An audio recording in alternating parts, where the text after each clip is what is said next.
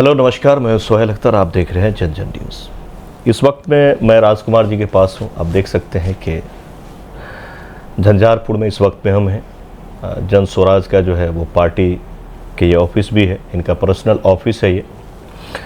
और ये राजकुमार जी हैं जो कि जन स्वराज के नेता हैं इस वक्त में। बहुत ही कम समय में इन्होंने जो है काफ़ी ख्याति प्राप्त की है, काफ़ी चर्चाएँ हो रही हैं इनकी जनता में। कई बार हमने भी देखा है गरीबों के बीच में जाना, उनसे मिलना, फिर उनका कुछ मदद भी करना, इस तरह की चीज़ें हैं। तो और इन्होंने जन स्वराज को ज्वाइन करा है, तो आइए हमने सोचा कि इनसे चल के मिलते हैं। इनके ऑफिस तक हम पहुँचे हैं, इनसे आज कुछ बातें करेंगे, कुछ बढ़िया भी और कुछ तीखा भी। हर तरह का सवाल होगा क्योंकि नए हैं, अभी राजनीतिक में आए हैं, क्या कुछ संभालना चाह रहे हैं, क्या करना चाह रहे हैं, कौन है, कहाँ से हैं, सारी जानकारी आज आपको उम्मीद करता हूँ कि हमारी इस खबर में मिल जाएगी। इसलिए पूरी खबर देखिएगा और ज़्यादा लोगों तक पहुँचाइएगा। राजकुमार जी, आपका स्वागत है हमारे चैनल पर। जन जन न्यूज़ के जितने भी तमाम दर्शक हैं, झंझारपुर विधानसभा के और पूरे बिहार वासियों को आस्था का महापर्व छठ पूजा की हार्दिक शुभकामनाएं, और आपके जितने भी चाहने वाले दर्शक हैं उनको भी बहुत बहुत धन्यवाद। राजकुमार जी, सबसे पहला सवाल हमारा ये है कि राजनीति में आप आए हैं, लगातार मेहनत भी कर रहे हैं। बहुत सारी पार्टियां थी, जैसे कि मान लीजिए आरजेडी है, बीजेपी है, इस तरह की बहुत पार्टियां हैं। जिस लेवल से आपकी सोच है, जितना आपको पकड़ है और जितने लोग जान रहे हैं आपको, बड़ी पार्टी भी आपको हाथों हाथ ले सकती थी, लेकिन आपने जन स्वराज को ही क्यों चुना, इसी में क्यों आना चाहता? देखिए, जन स्वराज को हम इसलिए चुने कि वैसे मुझे पार्टी और किसी भी पार्टी से संबंध है नहीं, और किसी भी पार्टी मुझे अच्छा लगता नहीं था, और किसी पार्टी से हम कभी जुड़े नहीं। यानी कि अगर मैं पूछूं तो राजनीतिक में आप इससे पहले आने का नहीं सोच रहे थे? राजनीतिक में आने का बिल्कुल नहीं सोच रहे थे, लेकिन यहाँ की बिहार की जो लोगों की समस्या, हमने गांव-गांव जाकर के लोगों की समस्या देखते हैं, और जब वो सामने में आते हैं तो मुझे लगता है कि कोई ऐसा विकल्प मुझे नहीं दिखा कि लोगों की सेवा की जाए और उसकी समस्या का समाधान की जाए। तो फिर मुझे लगा कि अगर राजनीतिक में अगर जाया जाए तो लोगों की समस्या का समाधान किया जा सकता है। ऐसे बहुत सारे पार्टी बिहार में पहले से हैं, लेकिन हमने किसी पार्टी के साथ कभी जुड़ा नहीं। जब मुझे एक अभिषेक रंजन है जन स्वराज के लेकर के हमारे पास आए और मुझे जन स्वराज के बारे में बताया, फिर मैंने जन स्वराज को तह तक गया और कई जगहों पर मैंने पदयात्रा में ही प्रशांत किशोर जी के साथ शामिल हुए। तो मैंने जन स्वराज को पहले अच्छे से समझे, और जब लगा कि नहीं, जन स्वराज एक ऐसा विकल्प बिहार में आया है जो लोगों की जन समस्याओं की बात करती है, तो मुझे लगा कि इनके साथ जुड़ना चाहिए और इनके माध्यम से जो लोगों की सेवा हो वो करना चाहिए। अच्छा, अब जन स्वराज में जुड़े और आप जो है वो प्रशांत किशोर जी से मिले, उनके साथ आपने पद यात्रा किया और लगातार उनके साथ रहे, तो आपको प्रभावित जो है वो प्रशांत किशोर जी ने किया या जन स्वराज पार्टी ने किया? देखिए, जन स्वराज पहले तो अभियान था जो हमारे माननीय प्रशांत किशोर जी लगातार 2-2.5 वर्षों से गांव-गांव जाकर लोगों को जगाने का काम कर रहे हैं, अभी भी करेंगे। अभी फ़िलहाल चुनाव है, उसमें बिजी हैं। तो जन स्वराज पहले अभियान था जिसको 2 अक्टूबर को दल की स्वरूप दे दिया गया। तो लोगों को गांव-गांव जाकर के प्रशांत किशोर जी जो समझा रहे थे, जनसभाएँ कर रही थी, तो उसमें मुझे लगा कि लोगों की जो जन समस्याएं हैं जी, उस पर बात करते थे, और मुझे वो लगा कि नहीं, ये बात बिल्कुल सही है और इस पर समाधान होना चाहिए, प्रयास होना चाहिए। तो प्रशांत किशोर का जो विजन है वो मुझे अच्छा लगा और मैंने जन स्वराज ज्वाइन किया। जन स्वराज, तो आप देख सकते हैं जन स्वराज ज्वाइन। इससे पहले ये कैलकुलेशन है कि ये नेतागिरी में जाना नहीं चाहते थे, नेता बनना नहीं चाहते थे, लेकिन जब इन्होंने जब ये मिले प्रशांत किशोर जी से और जन स्वराज को समझा, उनकी पॉलिसीज़ को समझा। अच्छा, क्या ऐसी चीज़ थी जो आपको बढ़िया लगा जन स्वराज में? जन स्वराज में हमको बढ़िया ये लगा कि उनका कहना है कि हम ऐसे लोगों को चुन चुन कर निकालेंगे जो बिहार में टैलेंट हैं लेकिन गांव में दबा हुआ है, कहीं ना कहीं उसको चुनकर निकालना है, ताकि बिहार में एक नई राजनीतिक व्यवस्था बनाया जा सके। और जब तक बिहार में एक नई राजनीतिक व्यवस्था, साफ़ सुथरी व्यवस्था नहीं बनेगी, तब तो बिहार के इन हालातों से नहीं निकाला जा सकता है। तो प्रशांत किशोर जी का गांव-गांव जाकर के लोगों की जन समस्या को समझना और ऐसे लोगों को चुनकर निकालना जो एक अच्छे व्यक्ति हैं और लोगों की समस्या पर बात करते हैं, ऐसे लोगों को चुनना उसका मुख्य मकसद रहा। और मुझे ये अच्छा लगा कि भाई जो बिहार में परिवारवाद, वंशवाद, जाति, धर्म, इन सब की जो राजनीति के वर्षों से होती आ रही है, इन पर नकेल कसा जाए और एक नई राजनीतिक व्यवस्था बिहार में बनाया जाए, बिहार में बना, जो मुझे अच्छा लगा। चलिए राजनीति की बात करेंगे, सबसे पहले आपकी बात कर लेते हैं, क्योंकि अब आप राजनीति में आ चुके हैं, नया फेस है और राजनीति में आप आना नहीं चाहते फिर भी आए। मैंने देखा है कि प्रशांत किशोर जी ने हर जगह से हीरा चुनना शुरू किया। बहुत से ज़्यादा ऐसे लोग हैं और जो ऐसे लोग हैं जिनके बारे में लोग जानते भी नहीं थे कि ये इतना बड़ा मतलब बंदा है और बिहार में आया। जैसे मनोज सर के बारे में ही कहाँ से निकाल के लाया, लोगों को आश्चर्य लग रहा है। वैसे ही यहाँ रहते हुए मुझे भी आपसे बहुत परिचय नहीं था पहले से, तो मैं ये जानना चाहूँगा कि प्रशांत किशोर जी जिसे भी चुन रहे हैं उसमें बहुत कुछ देखते हैं। तो इस वक्त में सबसे पहले आपका परिचय हो जाएगा। आप ये बताएं कि आपका घर असल में पड़ता कहाँ? मेरा घर झंझारपुर विधानसभा के सुखेत पंचायत में वार्ड नंबर 9 में पड़ता है। 9 में पड़ता है। मेरा नाम राजकुमार है। राजकुमार, कुशवाहा जाति से हम लोग आते हैं। जाति से वैसे हम जाति में कोई मायने नहीं रखते हैं, लेकिन फिर भी चलिए ठीक है, कोई नहीं, परिचय के लिए ठीक है। अच्छा सर, अब आते हैं कि आपका एजुकेशन क्या रहा?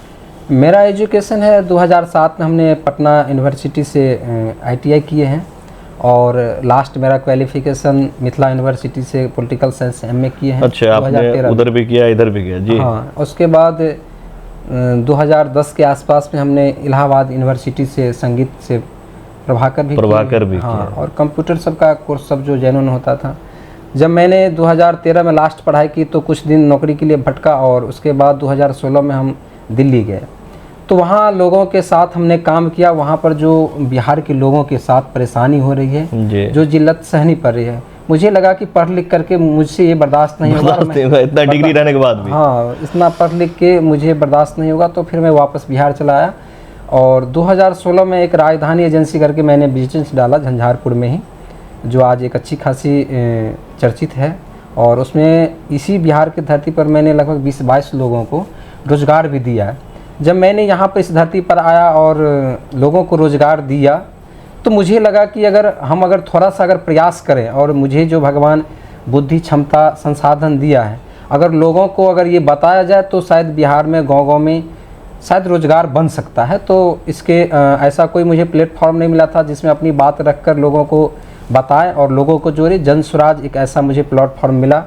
तो मेरा प्रयास है कि हम जैसे एक मान के चलिए 20-22 लोगों को आज अपने अंदर काम करा रहे हैं, लोगों को रोज़गार दिया है, ऐसे बहुत सारे युवाओं को मालिक बनाया जा सकता है। यहाँ नौकर की बात हम नहीं कर रहे हैं, यहाँ मालिक लोगों को बनाया जा सकता है। अगर प्रशिक्षण दिया जाए, पूंजी उपलब्ध हो जाए तो यहाँ नौकर के साथ साथ मालिक भी बहुत सारे मालिक भी बन सकता है। और जिस दिन हम अपने प्रशिक्षण से, अपने जानकारी, अपने नॉलेज से यहाँ पर 100, 200, 1000 अगर मान के लिए अगर मालिक बना दें तो लगेगा कि मेरा जीवन बिहार की इस धरती पर सफल हुआ। चलिए, तो ये था आपका शिक्षा और आपकी राजनीतिक शुरुआत।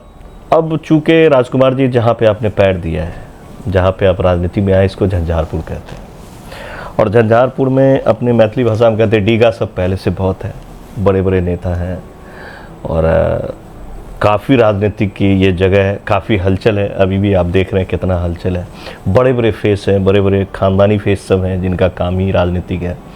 वहाँ पे आपने पैर दिया तो आपको क्या लगता है कि जन स्वराज आने वाला जो चुनाव है MLA का, क्या उसमें आपको मौका दिया जा सकता है जन स्वराज से, ऐसा आपको लग रहा है? देखिए, हम लोग राजनीति करने के लिए नहीं आए। हम लोगों का मकसद है कि लोगों की जो जन समस्याएँ हैं, जो यहाँ के युवाओं की समस्या है, जो शिक्षा की है, स्वास्थ्य की है, रोजगार की है, उस पर काम होना चाहिए। राजनीतिक बहुत बड़े मायने नहीं रखता है। और अगर समस्या के लिए हम आए हैं और उसका समाधान का प्रयास करते हैं तो हम लोगों का मकसद है कि लोगों की जो जन समस्या है उस पर काम होना चाहिए। राजनीति कोई बड़ी मायने नहीं रखता और राजनीति करने हम आए भी नहीं।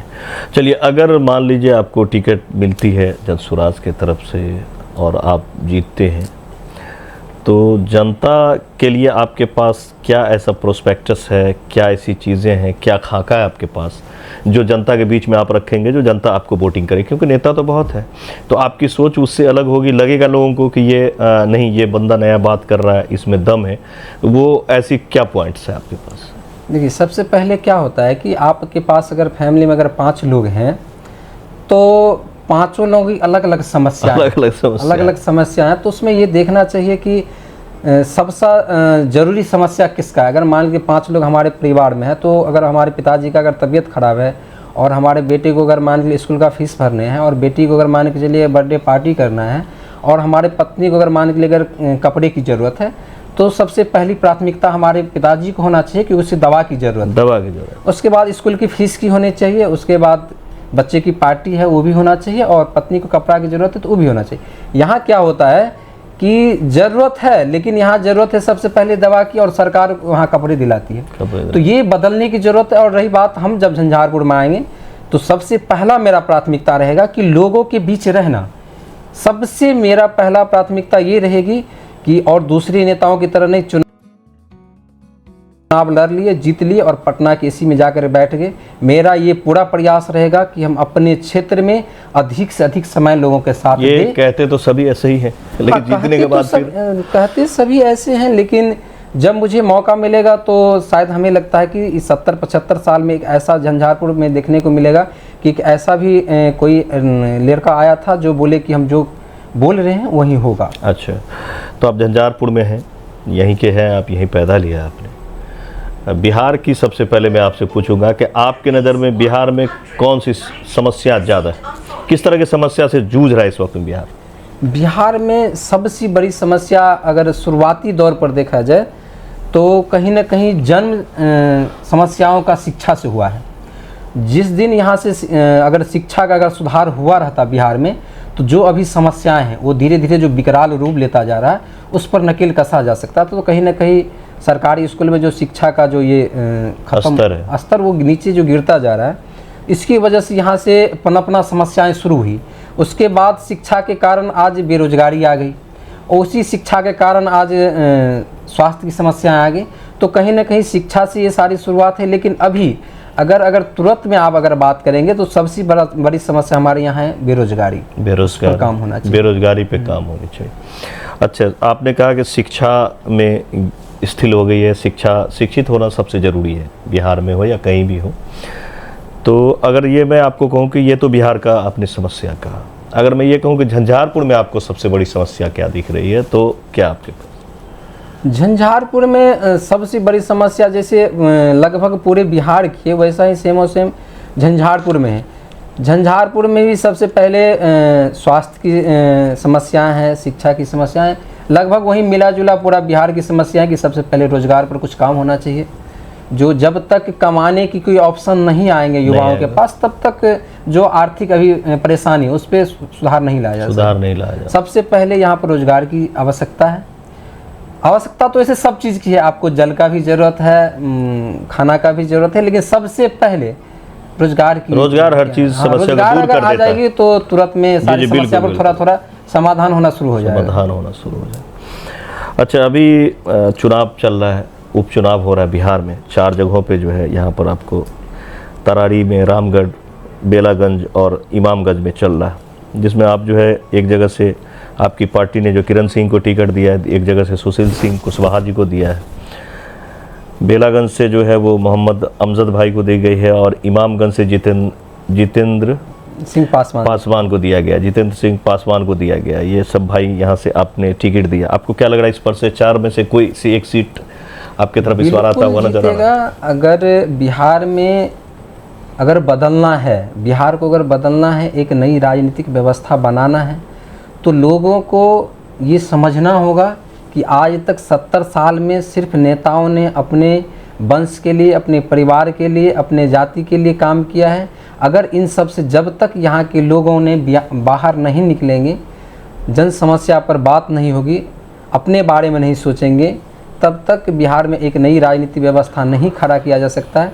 और जब तक एक नई राजनीतिक व्यवस्था खड़ा नहीं होगा, तब तक बिहार की समस्याओं पर काम नहीं हुआ, क्योंकि 70 साल से तो हम लोग देख। अच्छा, ठीक है, आप घुमा के हमें जवाब दे रहे हैं। मैं ये पूछ रहा हूँ कि ये 4 जो सीट है, इसमें आपको क्या लगता है किसी एक सीट पे भी इस बार या अभी टाइम लगेगा? बिल्कुल, चारों के चारों सीट हम लोग जीतेंगे। नहीं, ये चारों का चारों ये हो गया फेंकने वाली बात। आपको क्या लग रहा है इसमें 2 सीट भी आप ला पाएंगे इस बार? नहीं, 2 सीट का है, हम लोग चारों सीट पर एकदम काम कर रहे हैं, लोगों के बीच जा रहे हैं, लोगों को अपनी जो हम लोगों का पार्टी का विज़न है वो लोगों के साथ साझा कर रहे हैं, उनको बता रहे हैं और पूर्ण विश्वास है कि चारों के चारों सीट अच्छी खासी बहुमत से हम लोगों को सीट मिलेगी, जीत मिलेगी पक्का। निश्चित मिलेगी, पक्का मिलेगी। और छठ के बाद हम लोग भी जा रहे हैं वहीं पर, पहले भी वहाँ हम लोग गए थे प्रचार के लिए और छठ के बाद फिर से हम लोग जा रहे हैं, छठ पूजा में आ गए हैं घर और छठ के बाद हम लोग फिर जा रहे हैं। और कैसा रिस्पांस मिल रहा है? बिल्कुल, लोगों को एक नया चेहरा, एक नई पार्टी की ज़रूरत बिहार में पहले से थी, लेकिन कोई ऑप्शन नहीं रहने के कारण लोग राजद के डर से बीजेपी को और बीजेपी के डर से राजद को वोट देते आ रहे हैं। लेकिन अब एक नई पार्टी आई है बिहार में तो लोग उसको बिल्कुल एकदम सिलेक्शन कर रहे हैं और निश्चित रूप से जीत होगा। अच्छा, आपकी पार्टी बनी और ये उपचुनाव आ गया, कहीं ना कहीं ये अग्नि परीक्षा जैसा, ये 4 सीट पे आप लड़ रहे हैं, अग्नि परीक्षा जैसा है। अगर इस पे 2 सीट पे भी आप जीत जाते, आप तो कह रहे हैं 4 सीट, चलिए ठीक है, तो इस पे अगर आप 2 या 1 सीट भी, मैं तो कहूँगा 1 सीट भी, बाकी तो जनता है, 4 सीट आप जीते, तो इससे बिहार की राजनीति पे आपको क्या फ़र्क नज़र आएगा अगर मान लीजिए आप 2 सीट भी ले आते हैं? बिहार की राजनीति पर इस 4 सीटों से एक संदेश जाएगा पूरे बिहार में कि जन स्वराज पार्टी को साथ देना है, उनको मिलकर उनसे काम करना है ताकि बिहार में एक नई राजनीतिक व्यवस्था बनाई जा सके। वैसे संदेश बिहार ही नहीं पूरे देश में जाएगा और ख़ास करके बिहार में तो निश्चित जाएगा कि जो 2025 का जो अगला चुनाव होने वाला है उसमें जन स्वराज के साथ लोग जुड़ेंगे और अच्छी बहुमत से उनकी सरकार आएगी। तो जैसा कि राजकुमार जी, अभी बिहार में 4 जगह जो है वो इलेक्शन भी हो रही है, उपचुनाव हो रहा है, तो यहाँ सबसे पहले जो आपको पहली बार जो मिला है पार्टी का सबसे बड़ा चीज़ लोगो होता है, उसका छाप होता है, तो ये बैग छाप आपने लिया है या आप लोगों को दी गई है? हमारे माननीय प्रशांत किशोर जी उसमें भी स्कूल बैग छाप है आपका? चुनाव आयोग से ये रिक्वेस्ट किए हैं कि हमें स्कूल बैग वस्ता छाप ही मिले और ये छाप मिला नहीं है। जन स्वराज के मुख्य प्रशांत किशोर जी हैं, वो स्कूल बैग छाप लिए हैं। लोगों को ये संदेश इससे देना है कि जो 70 साल में यहाँ के पार्टियों ने लोगों के, यहाँ के युवाओं के पीठ पर जो बोरा बांधा है, जन स्वराज की मकसद है कि उसी पीठ पर हम लोग स्कूल का वास्ता बांधेंगे और स्कूल का वास्ता जो 1 से 15 साल 20 साल तक ढो लिया उसे फिर किसी चीज़ की ज़रूरत नहीं पड़ती। और शिक्षा एक ऐसा अस्त्र है जो बस्ता ढो लेंगे और हम लोगों का काम भी है, विज़न भी है कि लोगों को शिक्षा से जोड़ा जाए और इसी के तहत हमारे प्रशांत किशोर ने जो स्कूल वास्ता बैग छाप लिए हैं ताकि बिहार को शिक्षा से जोड़ा जाए और युवाओं के पीठ पर अब बोरा नहीं बस्ता बंधा जाए। अच्छा, ये सोच के आप लोगों ने लिया? हाँ। अच्छा राजकुमार जी, अभी आप जन स्वराज में किसी पद पे भी हैं या?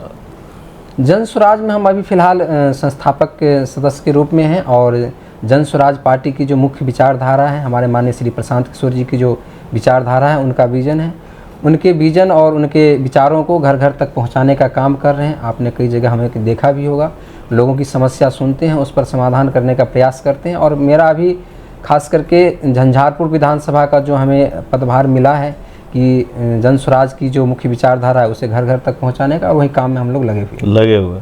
अच्छा, टाइम वक्त बहुत कम मिला है आपको, साल मतलब देखिए तो बहुत जल्द अब इलेक्शन होने वाली है, आने वाले वक्त में 25 में इलेक्शन होना है, तो कैसे वर्क चल रहा है आपका झंझारपुर में ख़ास तौर से? बिल्कुल चल रहा है, आप तो देखे होंगे। और कोशिश ये रहता है कि हर जगह हम लोग क्षेत्र में जो भी घटनाएं घटती है या कहीं भी पूजा पाठ होता है या कहीं भी जन समस्याएं जो आती है सामने या जो भी हमारे ऑफिस में आते हैं समस्या लेकर, उस पर हम लोग काम करते हैं और जन स्वराज की जो बातें हैं उन लोगों तो घर घर पहुंचाने का काम। अच्छा, राजनीति में जब आपने कदम रखा तो बहुत सारे लोग ऐसे होते हैं निगेटिविटी लेके भी पहुंच जाते हैं, कहाँ फंस रहे हो, क्या कर रहे हो, ऐसा आपको भी झेलना पड़ा है क्या? नहीं, देखिए, जो राजनीति करने आया होगा उससे ना समस्याएं आएगी, हम तो लोगों की सेवा करने आए। हाँ, तो हमें जो मान ली क्षमता है, हमारे पास जो संसाधन है, उससे जहाँ तक जो लोगों की समस्याएं का समाधान हो पाएगा पूरा प्रयास रहेगा कि किया जाए। रही बात कि जो नहीं मेरे बस का होगा तो वो तो नहीं होगा, लेकिन जो हमारे बस का होगा निश्चित रूप से उस समस्या पर समाधान होगा। फिर भी मैं एक बार और आपसे कहूँगा कि झंझारपुर थोड़ा हार्ड नहीं चुन लिया आपने जगह? हार्ड कुछ नहीं है, ये जनता का फैसला है कि हमें किसे चुनना है। फिर से मान के चलिए, जो आज 30-35 साल से किसी एक आदमी के साथ काम कर रहे हैं और क्या विकास हुआ है, क्या धरातल पर दिख रहा है, सबके सामने है, उसमें कोई कहने की बात नहीं है। जो यहाँ पर काम होना चाहिए वो बिल्कुल नहीं हो रहा है। यहाँ सरकार अपने मन मर्जी के हिसाब से काम करते हैं, लेकिन यहाँ की लोगों की समस्या कुछ और है, तो उस पर काम होना चाहिए। जब कभी हमें मौका मिलेगा तो हम गांव-गांव जा कर के लोगों से पूछेंगे जी यहाँ पर इस पंचायत में क्या काम होना चाहिए, और पहला काम वही होगा। ऐसा नहीं होगा कि जो इस पंचायत में यहाँ पर पुल बनना चाहिए वहाँ नल जल लगेगा, और जहाँ रोड बनना चाहिए वहाँ दूसरा काम होगा। तो जो लोगों की वहाँ जन समस्या होगी और सबसे पहला समस्या होगा उस पर काम होगा। हर एक पंचायत में जो हमारे पास फंडिंग आएगा उसके हर एक पंचायत में लोग से पूछकर तभी वहाँ पर काम होगा। तभी वहाँ पर। अच्छा, अब तो कुछ दिन हो गए आपको, अब लोगों का आपसे जुड़ाव, फिर लोगों के बीच में जाना आना, इस कैसे चल रहा है सब? बिल्कुल ठीक है, जहाँ हमें लोग बुलाते हैं निश्चित जाते हैं, और जहाँ नहीं भी बुलाते हैं हमें अगर मीडिया के माध्यम से, पत्रकार के माध्यम से जैसे भी पता चलता है, मेरा प्रयास रहता है कि उस जगह पर जाया जाए, उनकी जो समस्या है सुना जाए, उसे समाधान करने का प्रयास हो। चलिए, बाकी फिर देखेंगे, अगले फिर आपसे इंटरव्यू होती रहेगी, आते रहेंगे।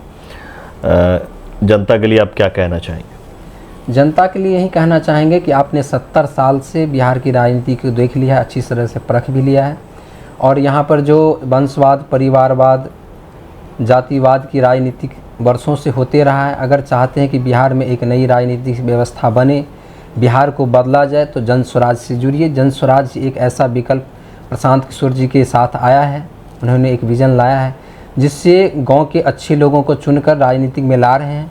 और जब अच्छे लोग राजनीतिक में आएंगे, अच्छे मुखिया बनेंगे, अच्छे सांसद बनेंगे, अच्छे विधायक बनेंगे, तभी बिहार को बदलना संभव है। और जितने भी हमारे बिहारवासी हैं उन सबसे मैं आग्रह करना चाहूँगा कि आप जन स्वराज से जुड़ें और जन स्वराज की अच्छी बहुमत के साथ 2025 में सरकार बनाएं।